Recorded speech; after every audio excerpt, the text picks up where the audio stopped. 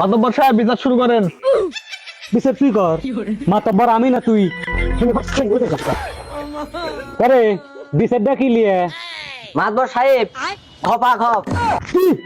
আমার এলাকায় এসব কোন শালির ছাল করছে রে? এই মাগি করতে। এই ঘটনা ঘটলো কখন? রাতের বেলা।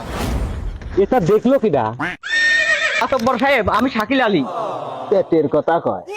তোর আবার কি হলো? এত কথা বাদ দেন, বিচারের কাম শুরু করেন। আচ্ছা, এই শালা কি দেখছু খুলে ক। মাতব্বর সাহেব, রাতের বেলা যাচ্ছিলাম আমি রাস্তা দিয়ে, সেখন দেখি এই শালি করতে খপা খপ। রে রহিম, ঘটনা যা বললো তা কি সত্যি?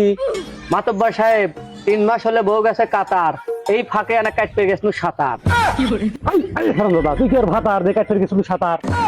মাতব্বর সাহেব দেখেন তো খালি কিছু করছে নাকি?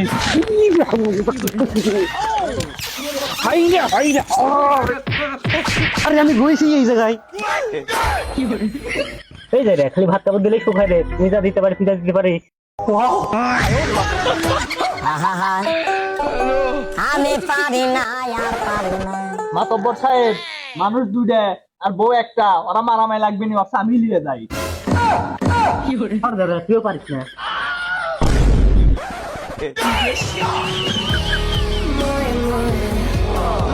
মাতব্বর আই লাভ ইউ। আল্লাহ, আমি তো এটাই চাইছিলাম।